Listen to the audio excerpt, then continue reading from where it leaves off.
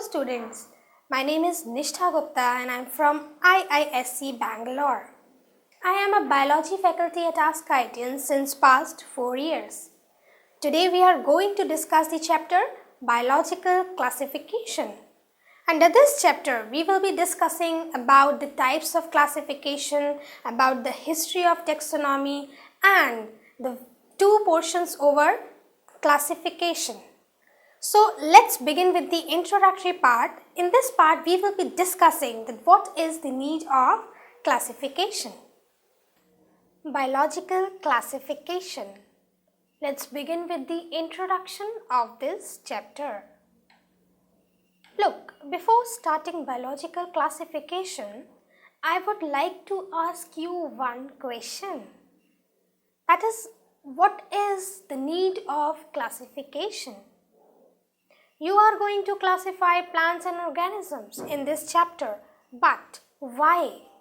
What is the need of this classification? So, to answer this question, I'll put in front of you a very simple example. You are having a heap of coins, okay? You are having a heap of coins of around 7 countries.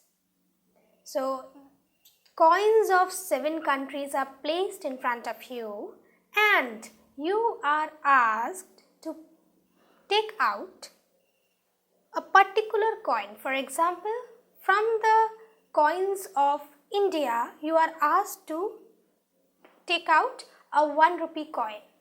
And from the coins of Hungary, for example, you are asked to pick up 1 forint. And from the coins of US, you are asked to pick up 1 cent, like this. So how you will do this activity? First of all, what you will do? You will start to make different columns of each type of country in order to make this process easy. If you will start doing like this, okay, this is the heap of coins, I have to search India, 1 rupee India. It will take a lot of time.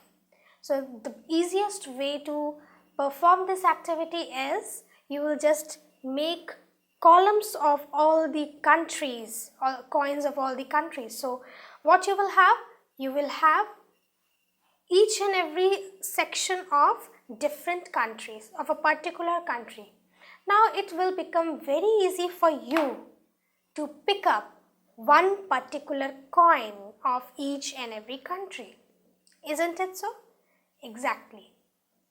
So like this, classification has been made just in order to make the process systematic. One more example I would like to put in front of you, that imagine there is a round table. At the center of the table, a rabbit is kept. Now, 7 scientists of 7 different countries are sitting around that round table and they are asked to call by name that rabbit. Obviously, the scientist from China will name that rabbit maybe like Zai Pong Zai, like this. And some scientists will name it with different name, like scientist of Africa will call it by the name of their country with common name.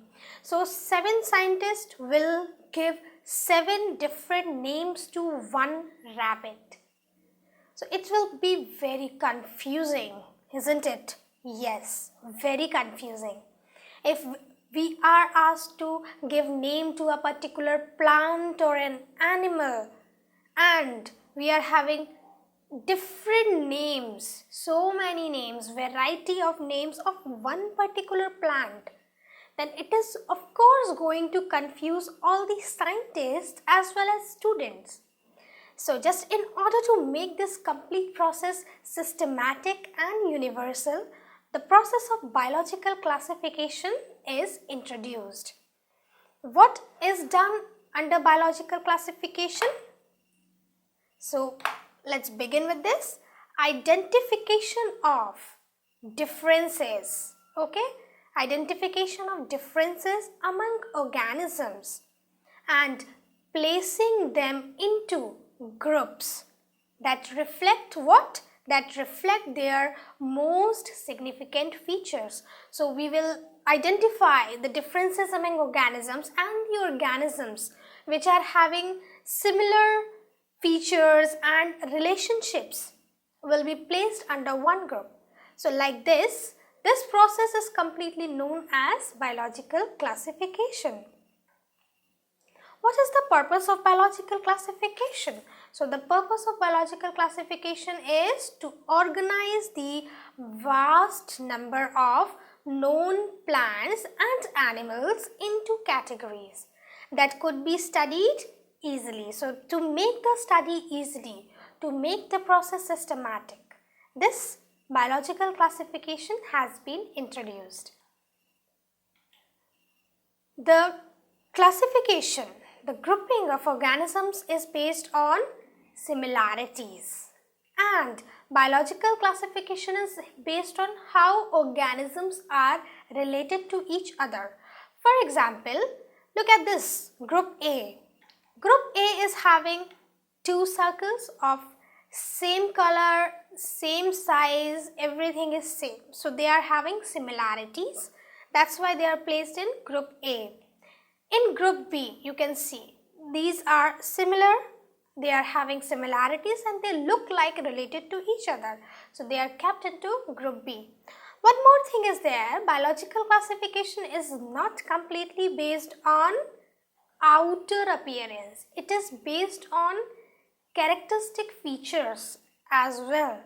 So the organisms, the plants possessing same characters, possessing similarities in characteristics will be placed under one group. In this chapter, what we are going to study? First, we will be studying types of classification. Then, we will be studying history of taxonomy. This history of taxonomy is again subdivided into history of taxonomy part 1 and history of taxonomy part 2.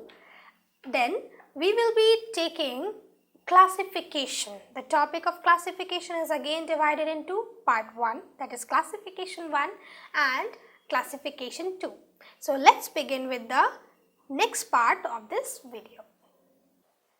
Well students, so this is all about why we need to classify organisms. What is the need of this biological classification?